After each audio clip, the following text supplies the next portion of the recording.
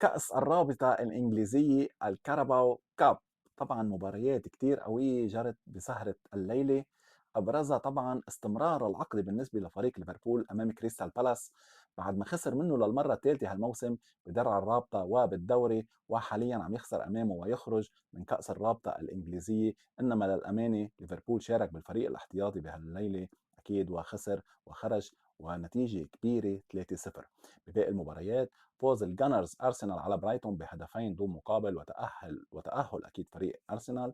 فوز نيوكاسل يونايتد على فريق توتنهام هوتسبير بنفس النتيجة كمان 2-0.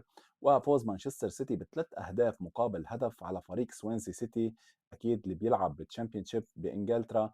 إنما أكيد شهدت هالمباراة تألق النجم المصري عمر مرموش. وأكيد بآخر مباراة فوز تشيلسي على الوولفز بأربع أهداف مقابل ثلاثة بمباراة مجنونة كان متقدم فيها تشيلسي 3-0 بالشوط الأول.